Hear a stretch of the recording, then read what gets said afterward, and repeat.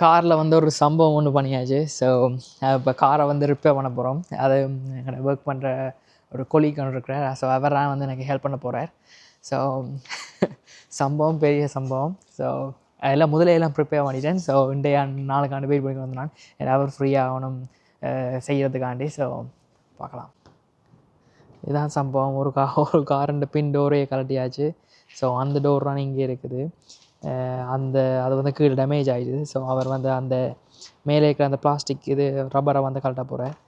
So கழட்டிட்டு இங்கே புது டோர் இருக்குது உள்ளுக்க.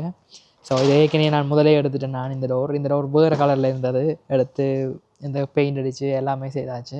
இப்போ நான் இது வந்து கராஜில் கொடுத்தேன்டா டூ மச்சில் எனக்கு கோஸ்ட் சொல்லியிருப்பாங்க. இங்கே இது நானாக செய்கிறதால வந்து குறைய இதிலே முடியுது. மற்ற எனக்கு வெறும் ஹெல்ப் பண்ணுறதால வந்து ஈஸியாக இருக்குது. எனக்கு காரண்ட ஒர்க்ஸ் வந்து எனக்கு உண்மையாகவே சத்தியமாக ஒன்றுமே தெரியாது. ஸோ அவர் செய்கிறத வந்து சுற்றி பார்த்து கொண்டே இருந்தேன் நான். இப்போ அவர் மட்டும் செய்தவன் இருக்கிறாரு. இப்போ இன்னும் 2 பேர் வந்து எனக்கு அவரோட ஹெல்ப் பண்ணி எனக்கும் அப்படியே சேர்ந்து ஹெல்ப் பண்ணி ஒரு மாதிரியா கார் வந்து ஃபிக்ஸ் பண்ணி முடிஞ்சாச்சு.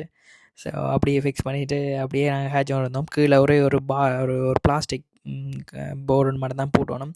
அதை வந்து நாளை போட்டோம்ன்ட்டு முடிவெடுத்தாச்சு. என்ன மாதிரி அதை வந்து விண்டோவில் வந்து அந்த விண்டோவுக்கு வந்து டிண்டட் விண்டோ, அது வந்து கருப்பு ஸ்டிக்கர் ஒட்டின மாதிரி இருக்கும்.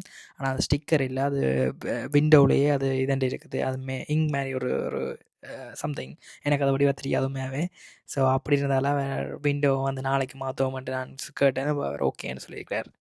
இன்றைக்கு வந்து ஒரு புது எக்ஸ்பீரியன்ஸ் எனக்கு. உண்மையாகவே என்ன எப்படி செய்கிறது ஒன்றுமே இதெல்லாம் தெரியாது. இன்றைய வடிவாக பார்த்து அவங்களோடைய காய்ச்சி வடிவாக விளங்கி கொண்டேன் எப்படி இதெல்லாம் செய்கிறது, என்ன மாதிரி டெக்னிக்ஸ் எல்லாமே.